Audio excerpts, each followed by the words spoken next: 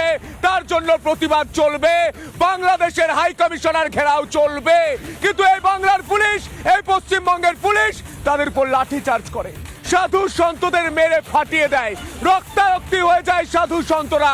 বাংলার সনাতনী হিন্দুরা বাঙালি হিন্দুদের লাঠি পেটা করে বাংলার পুলিশ, প্রিজন ভ্যানে টানতে টানতে তোলে বাংলার পুলিশ, নিয়ে যাওয়া হয় লালবাজারে। সেই ছবি দেখে গোটা বাংলার সনাতনী হিন্দুরা, বাঙালি হিন্দুরা আজ প্রশ্ন করছে, এটা পশ্চিমবঙ্গ না বাংলাদেশ?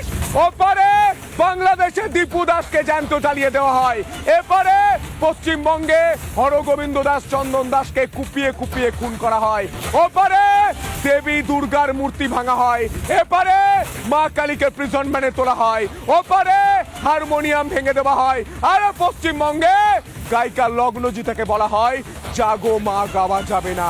ওখানে মন্দির ভাঙা হয়, এখানে আগুন জ্বালিয়ে দেওয়া হয়, ওখানে মূর্তি ভাঙা হয়, এখানে মা কালীকে প্রিজন ভ্যানে তোলা হয়। তাই বাংলার ছেলে আজ পরিষ্কার চোখে চোখ রেখে প্রশ্ন করবে, মমতা বন্দ্যোপাধ্যায় আপনি কি ইউনূসের পথ অনুসরণ করছেন?